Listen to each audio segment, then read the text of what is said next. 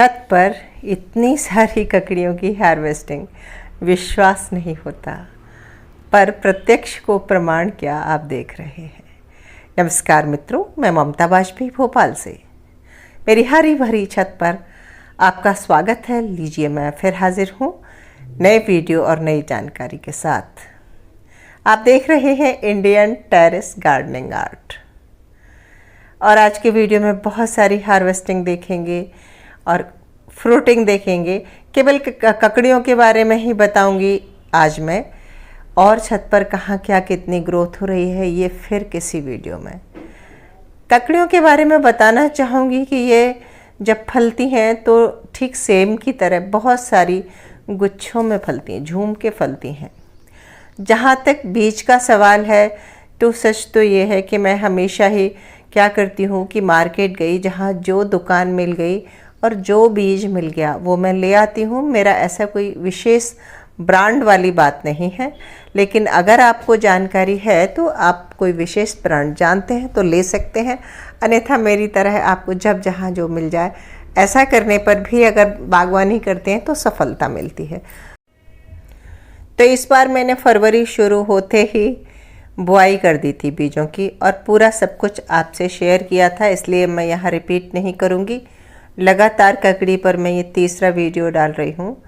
आप मेरे डिस्क्रिप्शन में जाके देखेंगे या चैनल में थोड़ा आगे पीछे देखेंगे तो इनकी ये तीसरी या चौथी हार्वेस्टिंग है, आपको दिख जाएगा। तो अगर आप बागवानी शुरू करना चाहते हैं तो ककड़ी ही नहीं, आप सबसे पहले मिट्टी अच्छी बनाना सीख लें। और बागवानी देखिए 4 दिन की बात नहीं है, ये लंबी प्रोसेस है, और मैं कहूँगी कि लाइफस्टाइल है। मतलब अभी कुछ और बोया, फिर उसी मिट्टी में फिर 4-6 महीने बाद कुछ और बोया, इस साल कुछ और बोया, अगले साल कुछ और बोया। मिट्टी तो वही है, साल दर साल हम उसमें थोड़ा गोबर खाद, थोड़ा किचन कंपोस्ट, थोड़ा वर्मी कंपोस्ट मिलाते जाते हैं। पहली बार जब आती है मिट्टी तो वो बिल्कुल बेजान सी होती है, तब अच्छी गोबर की खाद मिला देते हैं, यानी कि 40% के आसपास। फिर तो 20%, 25% अगर मिलाते रहेंगे आप तो मिट्टी अच्छी बनी रहेगी। कभी कभी हम सूखे पत्ते भी मिलाते हैं, मैं तो मिलाती हूँ। मेरा अपना अनुभव है कि सूखे पत्ते मिलाने से या धान की भूसी मिलाने से मिट्टी थोड़ी हल्की हो जाती है, और हल्की मिट्टी में यानी कि भुरभुरी मिट्टी में जड़ें हमेशा बहुत अच्छे से फैलती हैं, और जहाँ तक वज़न का इशू है वो भी बहुत कुछ कम होता है। सो मैं तो बहुत मिलाती हूँ, और समय से बुआई कर देना। और जैसे पौधा बड़ा हो रहा है, कुछ चीज़ें बहुत प्रैक्टिकली होती हैं जो आप करके देखेंगे तब ही समझ आएंगी। सिर्फ हर चीज़ थ्योरी में बता के हो नहीं सकती। जैसे थोड़ा बड़ा हो रहा है पौधा, एक तरफ को लैगी हो रहा है तो हम देखें कि उसे सनलाइट नहीं मिल रही, उसका तना अगर टेढ़ा हो रहा है तो हम उसके आसपास थोड़ी मिट्टी चढ़ा देते हैं। बीच बीच में ये करना बहुत ज़रूरी होता है। जैसे जैसे पौधा ग्रोथ लेता जाता है, सबसे पहले हम बीज एक कप में डालते हैं। 28-30 दिन का पौधा हो गया तो उसे एक गड्ढा करके हम ट्रांसप्लांट करते हैं। थोड़ी ग्रोथ के बाद उसके आसपास मिट्टी चढ़ाते हैं। बीच बीच में जिस कंटेनर में लगा उसमें एक पतली मिट्टी और खाद की लेयर लगाते हैं।